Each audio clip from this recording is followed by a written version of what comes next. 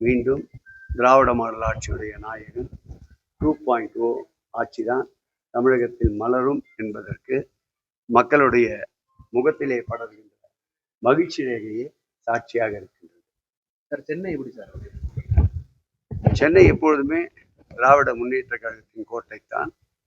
வாக்கு சதவீதம் பார்த்தால் கூட 2021 ஆண்டு 2024 ஆண்டு 2 தேர்தலிலும் 100க்கு 100 மதிப்பெண்கள் திராவிட முன்னேற்ற கழகத்திற்கு கிடைத்தது.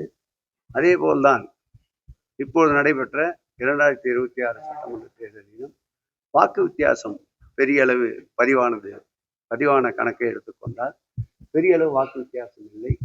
அவை எப்பொழுதும் போல் தொடர்ந்து திராவிட முன்னேற்ற கழகத்தின் கோட்டையாக சென்னை இருக்கும் என்று உறுதியாக நம்புகிறேன்.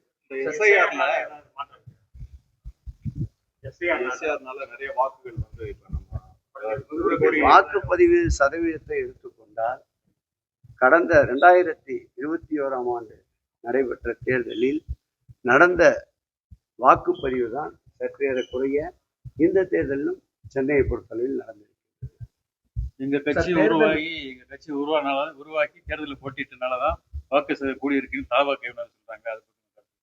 அரண்டவன் கண்ணுக்கு இருந்ததெல்லாம் பேய் என்பது பழமொழி ஏற்கனவே இருக்கின்றது. அது வேண்டுமானால் அவருடைய இந்த சொல்லுக்கு உதாரணமாக எடுத்துக்கொள்ளலாம். தேர்தல் முடிந்ததுக்கு அப்புறம் அதிகமா திமுக தலைவர்கள் தான் வெளியே பார்க்க முடியும். அதிமுக தலைவர்களோ மற்ற யாரையும் பார்க்க முடியல. என்ன காரணம்?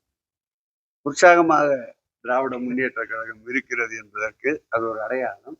கடுமையாக உழைப்பு மாண்புமிகு தமிழக முதல்வர் அவர்கள் நாடாளுமன்ற தேர்தலுக்கு முன்பாகவே 2021 ஆண்டு சட்டமன்ற தேர்தலுக்கு பிறகு அவருடைய மதிநுட்பத்தால் அவருடைய தேர்தல் வியூகத்தால் ஆற்றிய களப்பணி அனைவரையும் இயக்க வைத்த எங்கள் இயக்கத்தின் இயக்கம் 24 நாடாளுமன்ற தேர்தலில் எதிரொலித்தது. அதேபோல் 2022 ஆண்டு நடைபெற்ற மாநகராட்சி உள்ளாட்சி மன்ற தேர்தலிலும் அதேபோல் அவர் திறம்பட என்னென்ன பணிகளை மேற்கொள்ள வேண்டும் என்று தேர்தல் களத்திற்கு அவர் பயிற்றுவித்தாரோ அந்த பயிற்சி உதவியாக இருந்தது.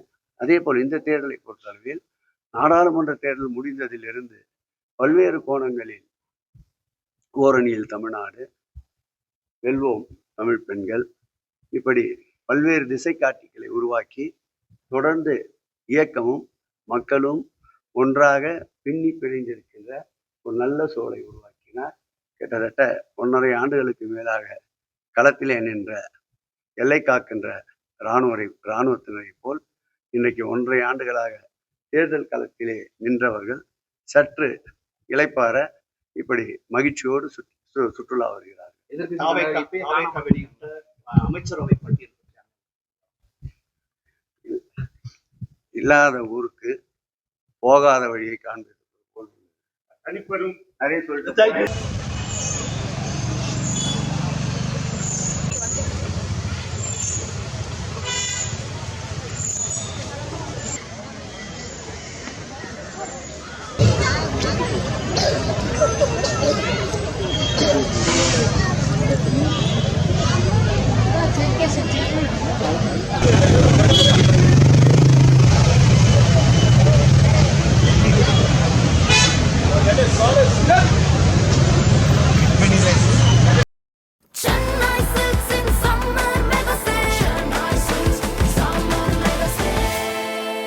The Chennai Silks in Mega Summer Sale.